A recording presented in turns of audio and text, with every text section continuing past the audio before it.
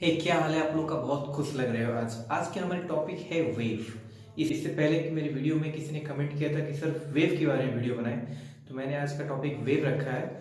तो देखिए, जो वेव है, ये वेव क्या है, जैसे हम लोग का रोड होता है ना, रोड की तरह पे एनर्जी भी जिस रोड पे चलती है उसको हम लोग वेव बोलते हैं। यानी जैसे हम लोग एक जगह से दूसरे जगह जाने के लिए जैसे रोड का यूज करते हैं, रास्ता का यूज करते हैं, उसी तरह एनर्जी भी one place to another place travel करने के लिए यूज करती है वेव का। तो सिंपली हम क्या डिफाइन कर सकते हैं, wave is a path through which energy can travel on the basis of medium.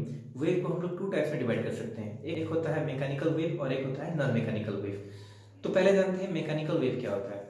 जिस वेव को ट्रेवल करने के लिए मॉलिक्यूलर मीडियम चाहिए उसे हम बोलते हैं मैकेनिकल वेव। तो आप सिंपली क्या याद कीजिए, M for molecule, M for mechanical.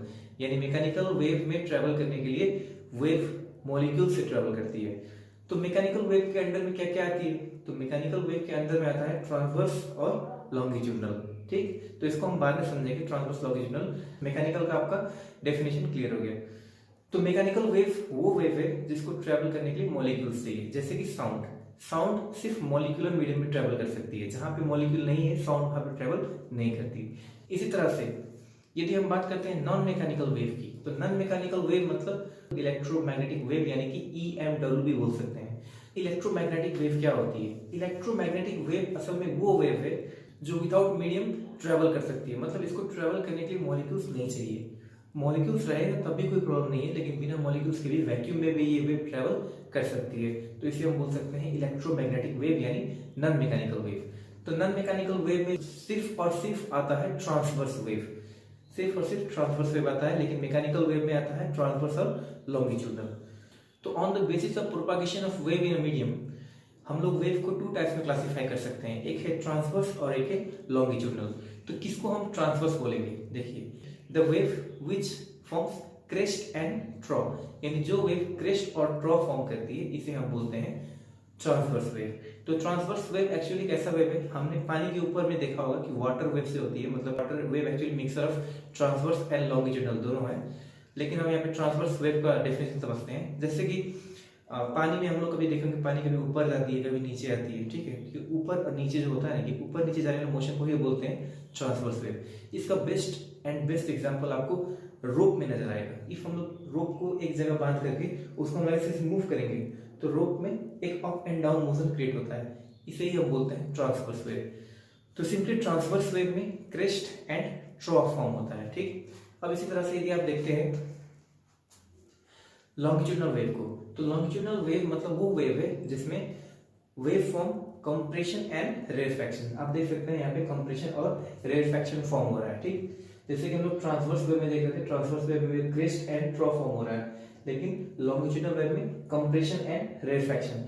Longitudinal wave को समझने के लिए हम लोग एग्जांपल लेते हैं अर्थवॉर्म, अर्थवॉर्म यानी वॉर्म का। तो अर्थवॉर्म को यदि हम देखते हैं तो अर्थवॉर्म मूवमेंट करने के लिए पहले अपने आप को कंप्रेस करता है, फिर अपने आप को एक्सपांड करता है, फिर कंप्रेस करता है, फिर एक्सपांड करता है, इस तरह। तो देखिए अपनी बॉडी को कैसे कंप्रेस एंड एक्सपांड कर रहा है। तो यहीं पे हम बोलते हैं जहां पे कंप्रेशन आ रही है, मतलब जहां पे बॉडी कंप्रेस हो रहा है उसे हम बोलते हैं कंप्रेशन, एंड जहां पर फैल रहा है उसे हम बोलते हैं रेरफैक्शन। सो कंप्रेशन और रेरफैक्शन फॉर्म करने वाला वेव को ही हम बोलते हैं लॉन्गिट्यूडनल वेव। तो लॉन्गिट्यूडनल वेव का बेस्ट एग्जांपल है साउंड वेव। ठीक, क्योंकि साउंड वेव ये भी कंप्रेशन और रेरफैक्शन फॉर्म करके मूव करती है। सो ये था लॉन्गिट्यूडनल वेव के बारे में। अब यदि हम वेव के बारे में कुछ और डिटेल जानना चाहते हैं तो आइए देखते हैं ट्रांसवर्स वेव को। इफ हम ट्रांसवर्स वेव को देखते हैं तो ट्रांसवर्स वेव में एक ये जो बीच का लाइन है इसे हम बोलते हैं मीन लाइन, मीन पाथ भी बोल सकते हैं इसको हम मीन पाथ बोल सकते हैं। और इस मीन लाइन से ये जितना ऊपर जा रहा है इस चीज को हम बोलते हैं क्रेस्ट, एंड जितना नीचे आ रहा है इसको हम बोलते हैं ट्रॉ। तो जितना ऊपर जा रहा है क्रेस्ट एंड जितना नीचे जा रहा है वो ट्रॉ। और ये जो मैक्सिमम ऊपर और जो मैक्सिमम नीचे, मतलब जितना ऊपर है उतना ही नीचे है, तो ये मैक्सिमम डिस्प्लेसमेंट को हम लोग एम्पलीट्यूड बोलते हैं। ओके, तो अपवर्ड एम्पलीट्यूड मतलब upward displacement of particle is known as crest and downward displacement of particle is known as trough. मतलब यदि ये वेव ऊपर की ओर जाएगी तो हम क्रेस्ट बोलेंगे, और यदि ये नीचे जाएगी तो हम ट्रॉ बोलेंगे, और दोनों का डिस्प्लेसमेंट बराबर होता है मीन पाथ से। अब यहाँ पे हम देखते हैं कि एक क्रेस्ट से दूसरे क्रेस्ट के डिफरेंस, यानी एक क्रेस्ट से लेकर के दूसरे क्रेस्ट, एक जो कंसेक्यूटिव क्रेस्ट एक के बाद दूसरा, एक क्रेस्ट से दूसरा क्रेस्ट का जो ये डिफरेंस है, जो ये गैप है, इसको हम बोलते हैं वेवलेंथ। यानी इस क्रेस्ट से इस क्रेस्ट तक ये अपना वेव कंप्लीट कर रहा है, तो इसको हम बोलते हैं वेवलेंथ। इसी तरह से इस स्ट्रॉ से इस स्ट्रॉ तक भी ये जो अपना वेव पूरा कर रहा है, कंप्लीट साइकिल फॉर्म कर रहा है, तो इसको भी हम बोलते हैं वेवलेंथ। ये तो एक आपका ट्रांसवर्स में था। इसी तरह से हम लॉन्गिट्यूडनल को ले सकते हैं। लॉन्गिट्यूडनल में भी ये कंप्रेशन से लेकर के इस कंप्रेशन तक में इसके डिफरेंस को, मतलब इसके जो लेंथ है, इसी को हम बोलते हैं वेवलेंथ। या फिर इस कंप्रेशन से लेकर के इस कंप्रेशन तक की डिफरेंस को हम बोल सकते हैं वेवलेंथ। सो आपको वेवलेंथ समझ में आ चुका होगा। एंड ये था वेव के बारे में। तो यदि हम वेव के बारे में थोड़ा सा और डिटेल में बात करते हैं, वेव देखिए, वेव जो होता है, ट्रांसवर्स वेव का एग्जांपल होता है लाइट। तो लाइट एक ट्रांसवर्स वेव है। ये जो लाइट है, ये लाइट सन से आती है हमारी अर्थ में। सन और अर्थ के बीच में वैक्यूम है, तो उसमें भी ये लाइट ट्रेवल कर रही है। और जब ये अर्थ के अंदर एटमॉस्फेयर में आती है तब भी ये लाइट ट्रेवल कर रही है। यानी लाइट को मॉलिक्यूल से कोई मतलब नहीं है, मॉलिक्यूल रहे या ना रहे, ये ट्रेवल कर सकती है। So light can be stated as electromagnetic wave.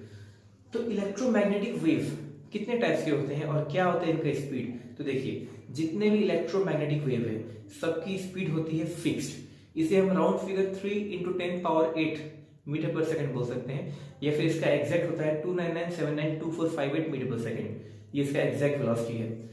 तो यहाँ पे हम ये देख सकते हैं कि मतलब इलेक्ट्रोमैग्नेटिक वेव की टाइप क्या क्या है। तो इलेक्ट्रोमैग्नेटिक वेव की टाइप देखने के लिए आप ये 8 काइंड्स ऑफ वेव देख सकते हैं, जिसमें आता है एक निमोनिक से Ram I visited you at Xavier's graduation ceremony. तो हमको क्या करना है, खाली इनका इनिशियल्स जैसे कि R M I V U X G C, हमको ये इनिशियल्स लेना है।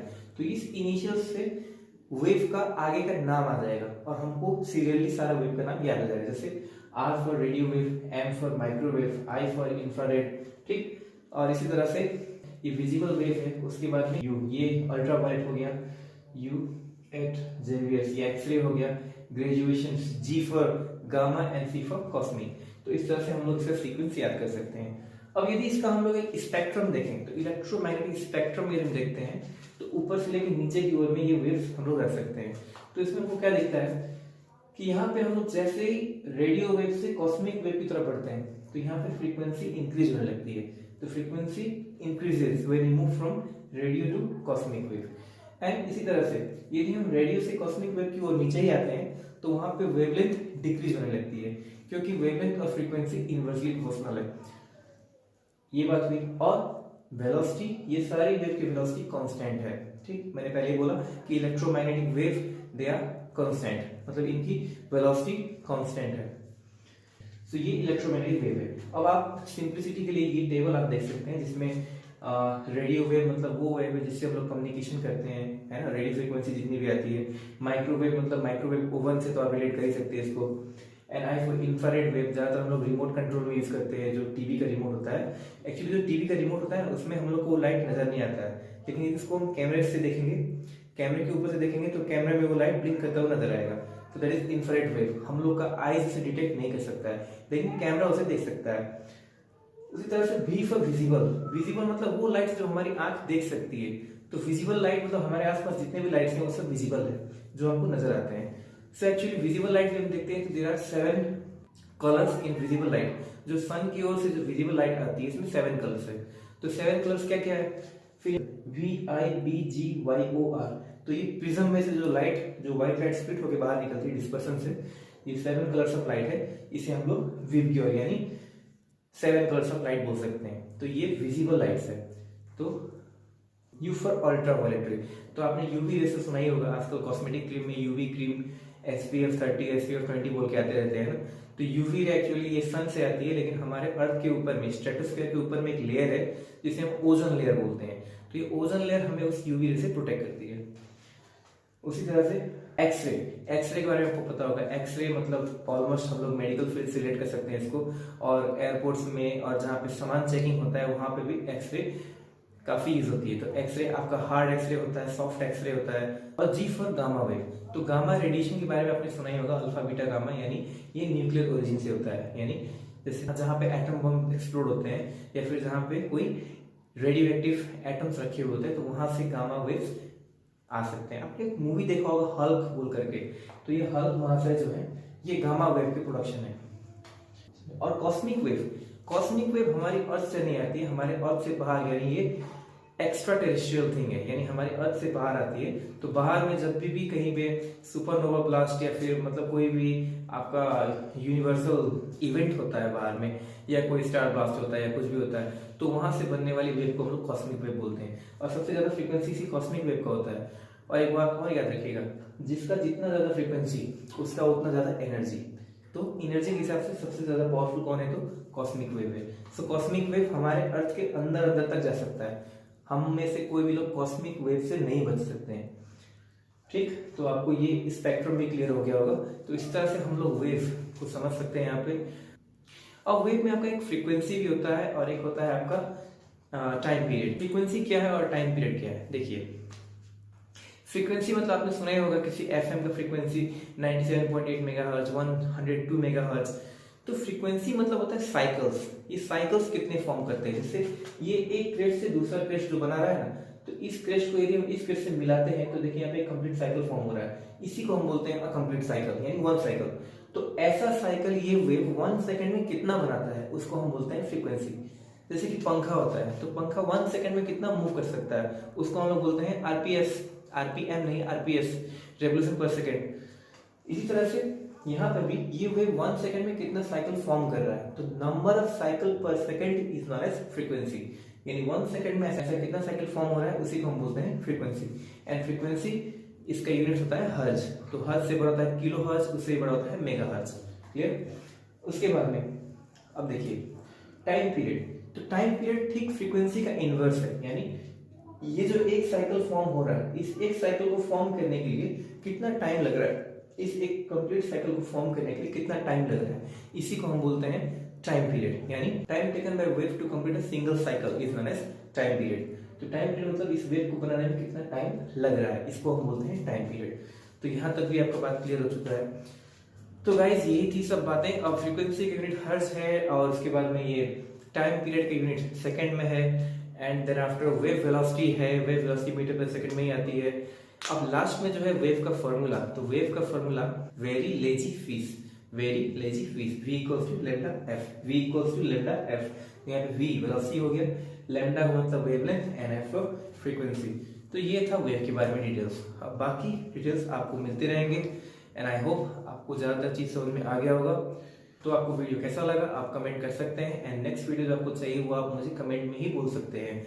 एंड इसी तरह बने रहिए मेरे साथ। Thank you and have a good time.